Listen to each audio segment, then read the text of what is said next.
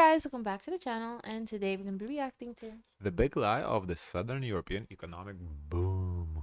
In the past few years, the narrative about Southern Europe has changed quite radically. Countries like Spain, Portugal, Italy, and even Greece, that were literally the synonyms of economic crisis, unemployment, and misery, are now growing faster than their Western European counterparts. Spain's economy has been called the envy of Europe, Greece, the economic comeback of the decade, Portugal, the digital miracle, and Italy as the unlikely outperformer. And all have been hailed as the new growth engine of Europe, leaving their Northern European neighbors in the dust, as the struggle of Southern Europe seemed finally over, and as things were looking bright once again.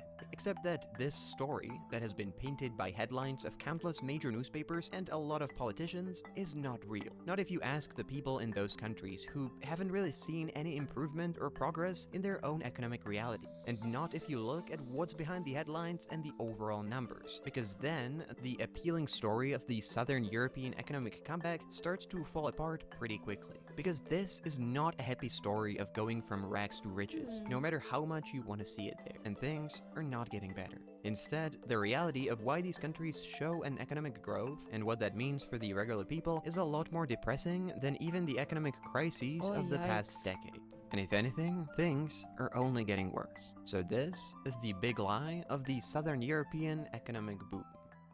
But to understand what's happening today, let's unpack the context and how we got here in the first place. In the early 2000s, 20 years ago, Southern European economies, and mainly those of Spain, Portugal, and Greece, have all been going through their golden economic era. Traditionally, these Southern European economies have been poorer than their Western and Northern European counterparts, but in the 2000s, they were having a pretty good run, and in fact, they were having probably the best economic period in their modern history. Most of it was due to the fact that by the late 1990s and early 2000s, they all adopted the euro, the common European currency, replacing their former national currencies, and by doing so, entered the so-called eurozone. And for all of them, that had one major, hugely influential advantage. Suddenly, and without doing anything to deserve it, they could borrow a lot more cheaply than before. The thing is that traditionally, investors would see the Southern European countries as a lot poorer, more indebted, and less responsible with their finances, and they had good reasons to think I wonder historically why was that the case? Why were they poorer than the northern countries? Because tourism should be good, everybody want to go there. With good weather, of sea. Uh, so why were they more like less poor, less rich, I guess, poorer? Because it's not like Eastern Europe, for example, Lithuania, all the neighboring countries, they were held back by the Soviets, right? So that's why they were poorer. The communism held them back. Italy, Spain, Portugal, they didn't have that, you know. Why were they considered also poor, I wonder.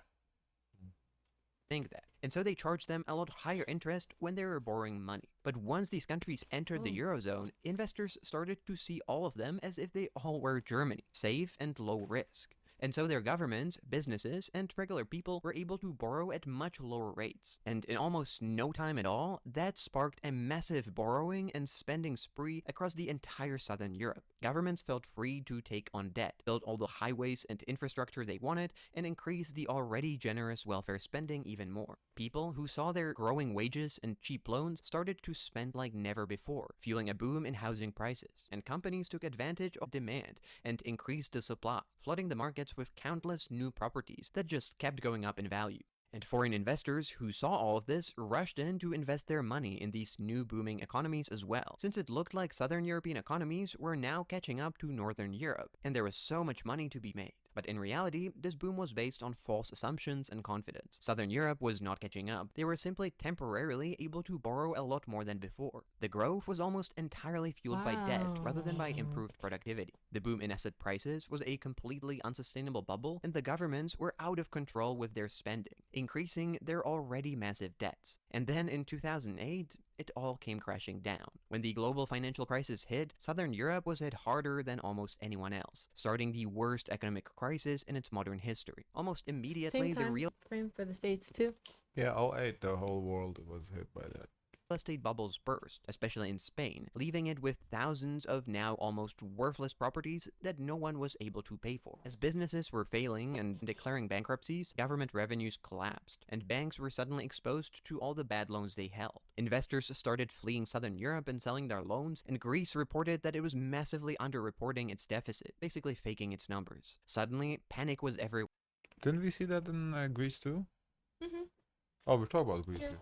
Oh, for some reason I thought we were talking about Italy. Where things were falling apart, and it looked like the banks and the entire economies of southern Europe were about to collapse. To save themselves from the worst, the southern European economies were forced to request a bailout from the European Union and the IMF. That came with harsh austerity measures for the formerly generous government budgets. Hundreds of thousands of public sector employees were laid off. Pensions, unemployment, and welfare benefits were slashed, taxes went up, and public spending into everything from healthcare, education, or policing were cut to the bone. Unemployment quickly skyrocketed, reaching 25% in Spain and Greece, and more than 50% among young people. And with no hope and no jobs to be found, Economists at the time, isn't their job is to predict some of these things? Well, yeah, but if they were cooking the books. The economics people were also cooking the books. No, I'm saying like, the Greek governments were cooking That's the books. true. So Well, if their job is to predict this, to prevent this from That's happening, they look at the true. books. Oh, this is not gonna happen. The books are good. I'm surprised that they trust everyone's numbers when they report them. I think they audit, occasionally. And just But maybe there wasn't like something to flag to be audited. I don't know. Wow.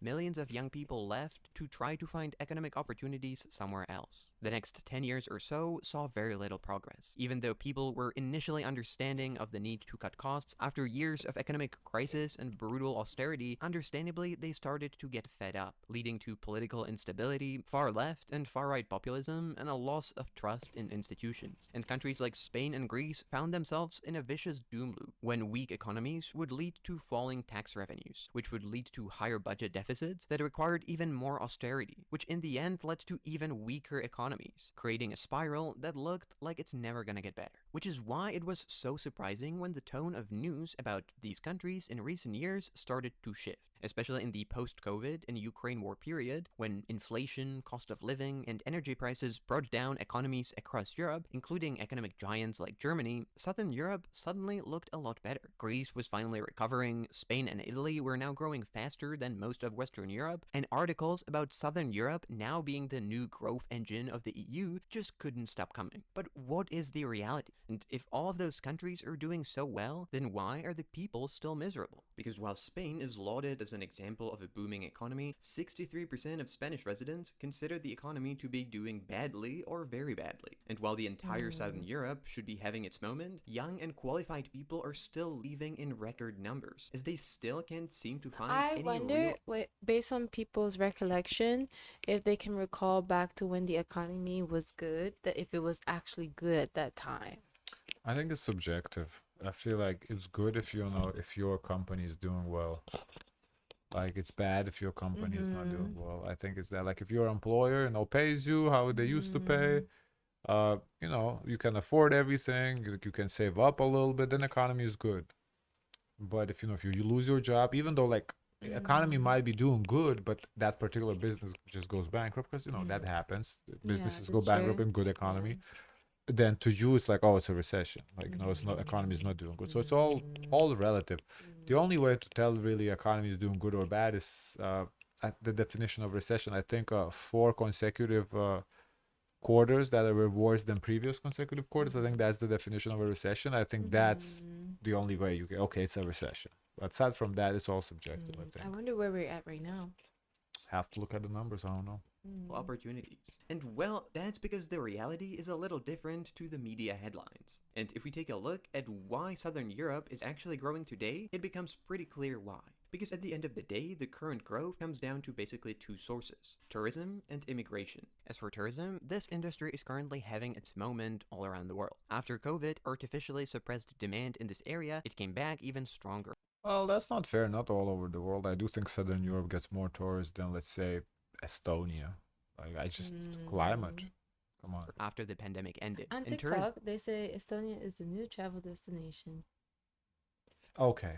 Finland. tourism is now breaking records globally. And since southern European countries are tourism hotspots, both for people from Europe and outside of it, it's not that surprising that they would be the primary benefactors. But the thing is that tourism doesn't really bring you the kind of growth that you want. Yes, it can boost the economy, especially if it was already weak before, and it creates jobs, but the jobs it creates are low paid, unqualified, and seasonal. Think waiters, hotel staff, and people who sell you towels. These jobs don't provide growth potential, high wages, or even stability. And while tourism can be a nice addition to your economy, no country ever got rich from tourism alone. You can't scale it, you can't innovate it, and there's a natural ceiling. And once the current tourism boom ends, the growth stops pretty quickly. And the second source, immigration, is not much better. In a strange I mean, I feel you can innovate tourism. You know, you can start offering cruises. Like, I mean, I feel like there's ways more than just traditional tourism, as in, oh, go lay on the beach. I Yeah. think you can innovate it to an extent. I think that's a little unfair. The food tourism, like for example, Dubai chocolates making its way to be imported from Dubai to now to the States. Guys, we have Dubai chocolate. We're Yes. gonna do a reaction, not a reaction, a taste test. If you're Yes. interested, stay tuned. paradox, even though most southern European economies still have quite high unemployment of around 10%, they also weirdly have a pretty massive worker shortage. That's because there are actually millions of jobs that are unfilled, but those jobs are almost all unqualified, typically in tourism or hospitality, and mostly offer salaries so low that they make it almost impossible for you to survive on them, especially if you live in a bigger city. And so many of those jobs that no one wants because they pay so little are filled by the only people desperate enough to take literally anything: migrants. Which is why in Spain, for example, 9 out of 10 people who have entered the labor market in the last 3 years are immigrants, mostly from Wow. Latin America. But that doesn't really help anyone. Having a lot of immigrants who are desperate enough to take any job to survive drives down the already low wages even further for everyone, and it creates more Mm. pressure on housing, which Spain already doesn't have enough of. It makes the cost of living even worse. And while Spain is an example, the same dynamic applies everywhere. As a He's result, the right about statistics that. which Yeah. Oh, but then how come we never hear anybody talk about the outage? What's going Oh yeah, Spain on? outage. I don't know. I'm waiting to get like a video about that. Yeah, I don't know. create the I guess there's no impression of power. booming economies are largely misleading, and they fall apart pretty quickly at a closer look. In Spain, while the GDP has grown, the GDP per capita has grown a lot slower, because part of the growth was just caused by having a larger population because of immigration. In Greece, even though the economy is growing again, GDP per capita, and real salaries are still much lower than they were prior to 2008, meaning that people are effectively a lot poorer than they were 20 years ago, and they're left with massively underfunded and barely functioning public services. In Italy, the economic boom that was briefly fueled by massive government spending has fallen off just as quickly as the government subsidies ended. And everywhere in southern Europe, salaries have been stagnating for the past 2 decades, while prices have been going up. Unemployment among young people is still sky high, qualified people are still leaving, demographics are still getting worse, and none of the underlying factors, like productivity, that actually drive long-term growth have changed. And when the post-pandemic tourism boom inevitably reaches its peak and slows down, that reality will hit very hard. The point is that while economic statistics I don't know if we can say it's post-pandemic tourism boom. I feel that boom Mm. has already finished. What? It's been 4 years now. Mm. Like people have traveled. Like the money they saved out in the pandemic has been spent at this point. So now, if people tourist, if they're if they go visit places, it's regular tour. It's not post-pandemic tour. Like you Mm. can't 4 years later, almost 5 years later, you I can't keep saying, oh, post-pandemic tourism. No, that's just tourism. yeah. statistics can be very useful, they can also manipulate reality, and they can paint it in a better light than it What actually cutoff is. would you say? Maybe 2022. 2022, yeah, for me too. That's the cutoff. 2022, okay, still Mm. post-pandemic. 2023, nah, life goes on. Which is what has been happening in the case of Southern Europe. But that can never last, and it doesn't help anything in the end. Presenting figures as a success makes no sense if those figures lack context, if they don't actually make lives of people better, and especially if they won't even last very long. The reality is that Southern Europe is not booming, and the sooner we stop pretending like it is, the sooner they can start working on making a real economic transformation come true. In the past, Mm. Interesting video. Came off a little haterish for whatever. I don't know, something about it just gave a little haterade. Why? I don't know. I felt like he was hating a little bit. It's just something about it.